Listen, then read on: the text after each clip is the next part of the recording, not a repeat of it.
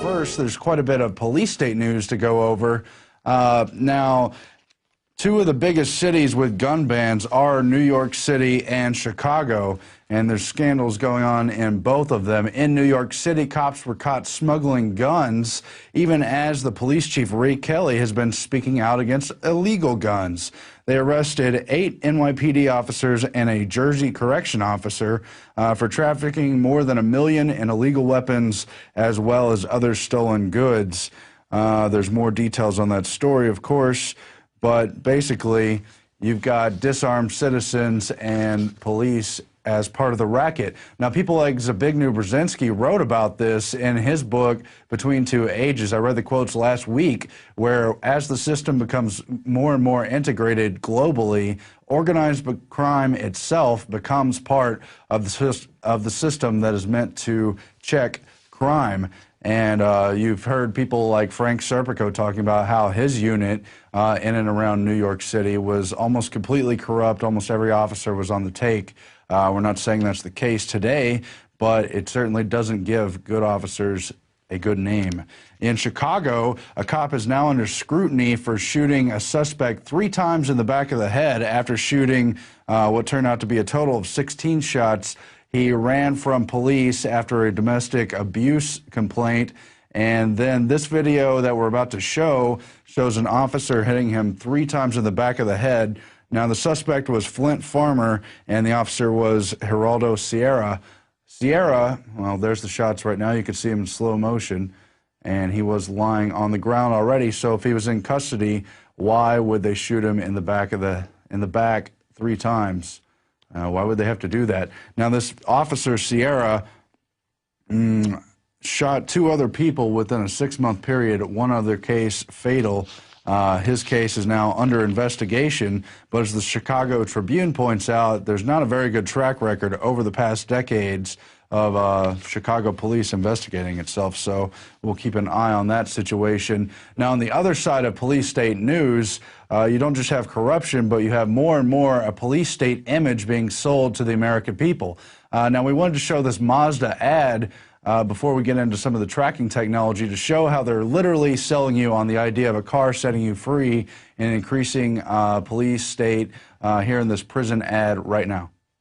And we're still looking at the specific research, but we have reason to believe that was actually filmed in a FEMA holding center, just like some of the ones we've investigated here in Taylor, Texas, and up in Hardin, Montana. But you really see the subconscious idea that America is becoming a prison, but somehow the car can still set you free. Now, we know that's not true. Right now, let's talk about some of the OnStar technology admissions that they're indeed tracking drivers, selling the data to police and other law enforcement, as well as to third parties. We share selected information with the following third parties: law enforcement or other public safety officials. Now, OnStar is, of course, not the only technology. There's all kinds of companies involved in all kinds of tracking schemes, some of them in vehicles, some of them in other areas. We know that TomTom, the popular GPS company, was caught selling data to police, who then used that data to create speed traps, even though that's not quite as bad as other uses that could come up. TomTom had been unaware that Dutch police were using the data to choose locations for speed traps, and that the company would prevent that type of usage in the future. So that's a report where they apologize after having to admit kind of a limited hangout. But other data is still being sold by similar companies. And we also know that the Progressive Insurance Company has been heavily marketing the savings you can get from their new Snapshot device. We reported on that back in January of this year.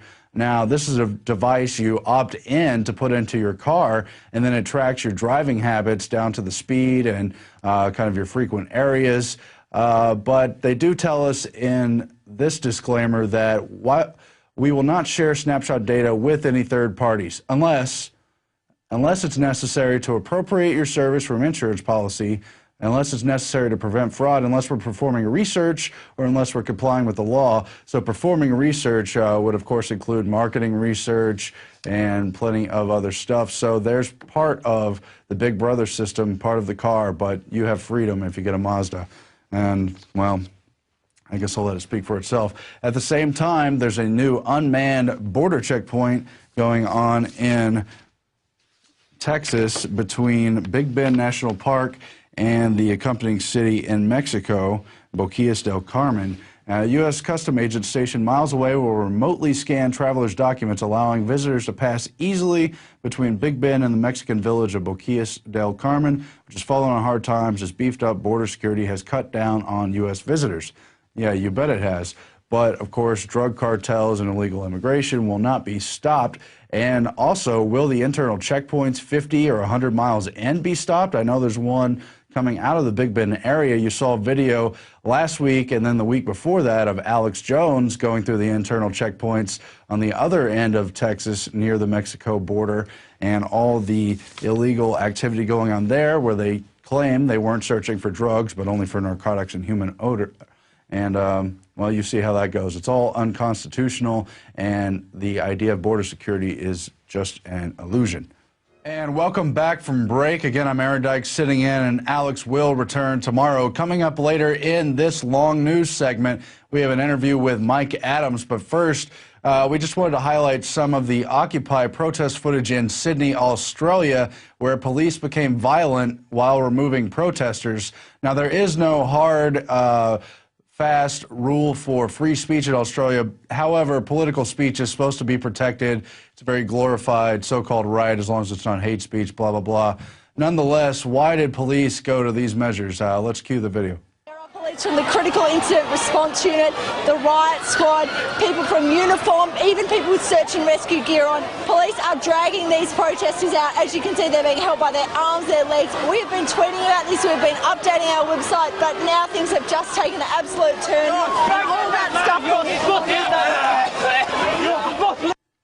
Now, it's hard to believe these police are going to get it by the time the bankers come for their pensions and so forth.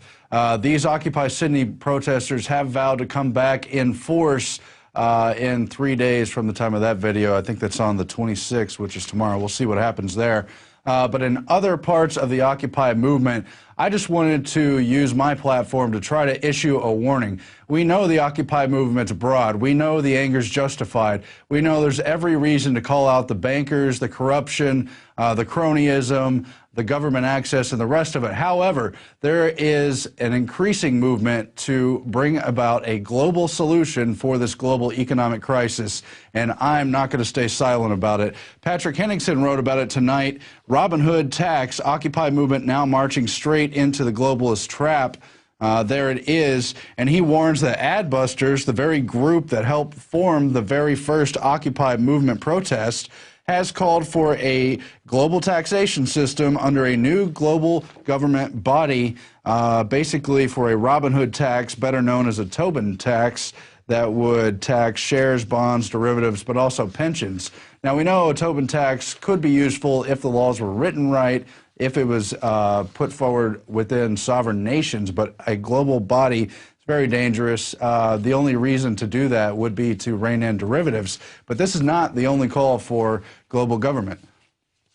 There was also last week Kurt Nimmo's article on the call for global governance from people like Noam Chomsky and others who want global democracy, and they wrote a manifesto calling for the way they'd like to go about that. That's tied in with the United Nations Parliamentary Association. They say instead of calling for abolishing global networks like the IMF, WTO, multinational banks, the G8, G20, European Central Bank, and the UN Security Council, the manifesto calls for simply democratizing them.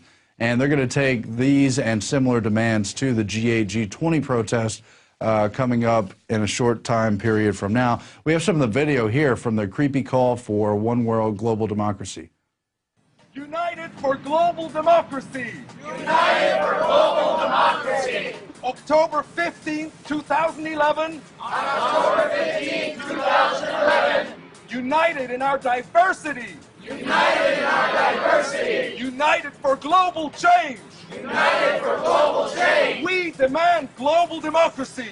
We demand global democracy. Global governance by the people, for the people. Global governance by the people, for the people. Inspired by our sisters and brothers in Tunisia. Inspired by our sisters. The problem is that global governance by the people, for the people is a dangerous trap and illusion. Global government was pushed for and is run by the very corporate interests that these people are supposedly protesting against. Now, people really need to wake up and do some research and find out who the big banks really are and what kinds of social agendas they put all their money into. Rockefeller Foundation, a very good place to start, also funding some of the groups you think are part of your movement. It's very dangerous. But global democracy is not the only form. There's also world federalism. One of the members was this guy, Cord Meyer, the CIA black ops commander, who was also a president of that organization. You also know people like Hillary Clinton and Walter Cronkite. There's a creepy speech where Hillary thanks Walter Cronkite for calling for global government. I want to play an example now of somebody at Occupy Vancouver who calls for world federalism and quotes George Soros and how great his platform is for global democracy. So George Soros will lead us to global brotherhood, and it's all for your own good, a system beyond the United Nations, which is just, at best, a shoddy illusion.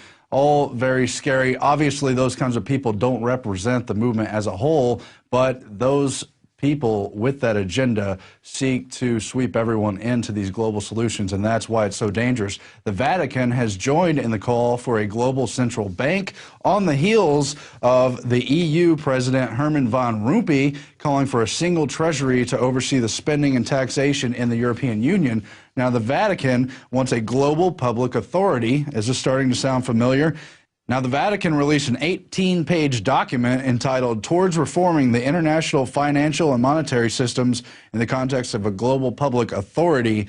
And the Vatican's Justice and Peace Department commented that, quote, this should be music to the ears of the Occupy Wall Street demonstrators and similar movements around the world who protested against the economic downturn. That quote was in CNBC. Another Reuters quote says, this should please the Occupy Wall Street demonstrators. You can see where that's a talking point. Reuters, however, has edited this article and updated it. Occupy Wall Street protesters this month sparked similar anti-capitalist movements around the world. So they're trying to draw in this anger and sentiment, righteous as it may be, from the Occupy movement into a global solution. That's what's dangerous here. Not that the Vatican in particular will have their document come to fruition, or the world federalists who openly call for world global taxation system. Not that their solution in particular will be adopted, or any one solution, but that they're moving in that direction, trying to sell the public. That is why I am warning you here today.